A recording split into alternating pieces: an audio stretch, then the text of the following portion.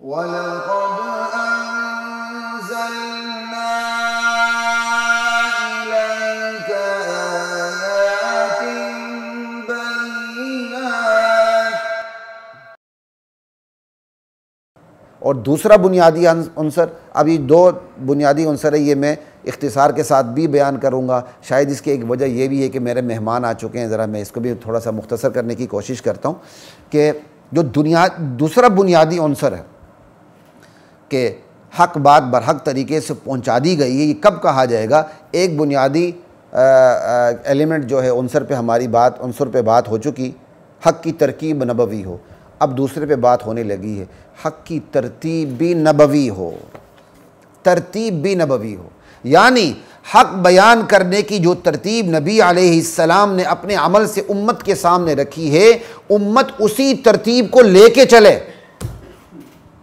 امت کے سامنے اللہ کے نبی نے حق بیان کرنے کی ترتیب کون سی رکھی؟ وہ ترتیب کیا ہے؟ سب سے پہلے عقائد، اس کے بعد اعمال، یہ ترتیب ہے، یہ مختصر ترین ترتیب ہے۔ سب سے پہلے عقیدہ، اس کے بعد عمل۔ اگر اس کو تھوڑا سا کھولا جائے تو عقیدے تو بے شمار ہیں، تو چلیں تین بنیادی عقائد کو سامنے رکھ کے بات کر لیتے ہیں۔ عقیدہ توحید ہے، عقیدہ آخرت ہے، عقیدہ رسالت ہے۔ اب اس میں سب سے بڑا عقیدہ عقیدہ توحید ہے۔ کیوں؟ عقیدہ توحید کی وجہ سے عقیدہ رسالت ہے، توحید کی وجہ سے رسالت اور نبوت کا سلسلہ جاری ہوا ہے، اور عقیدہ توحید اور رسالت کی وجہ سے عقیدہ آخرت ہے، کیونکہ اسی عقیدہ توحید اور رسالت پر ایمان لانے اور نہ لانے کی صورت میں آخرت برپا ہوگی، وہاں جزا اور سزا کا عمل ہوگا۔ تو بنیادی عقیدہ عقیدہ توحید ہو، تو تینوں بنیادی عقیدوں میں سب سے پہلے عقیدہ توحید بیان کیا جائے گا ترتیب میں، اور اس کے دائیں بائیں آخرت کو رکھا جائے گا، یعنی درمیان میں توحید، اس کے دائیں طرف جنت، اس کے بائیں طرف جہنم، ایسے توحید کو لے کے چلا جائے گا۔ یہ ہے ترتیب عقیدہ بیان کرنے کی۔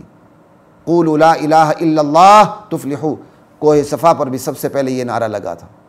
نبی علیہ السلام کے دور میں جاہلی معاشرے میں کتنی بیماریاں تھیں، زنا تھا، بدکاری تھی، ظلم تھا، زیادتی تھی، سود خوری تھی، ان گنت بیماریاں تھیں، لیکن نبی علیہ السلام نے سب سے پہلے کس بیماری پر ہاتھ لگایا؟ وہ شاہ کلید کیا تھی، وہ گرہ کیا تھی سب سے بڑی، جس کے بعد تمام گرہیں کھلتی چلی گئیں؟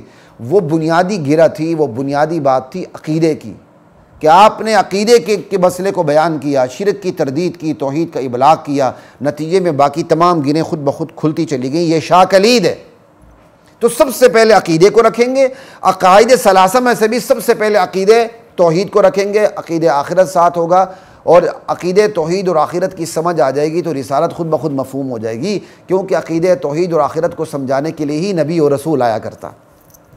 تو جس کو عقیدہ توحید کی سمجھ لگے گی، عقیدہ آخرت کی سمجھ لگے گی، وہ عقیدہ رسالت اور نبوت پہ اور ختم نبوت پر ایمان لائے بغیر رہ ہی نہیں سکتا۔ ٹھیک ہے، یہ ہو گئی سب سے پہلے ترتیب۔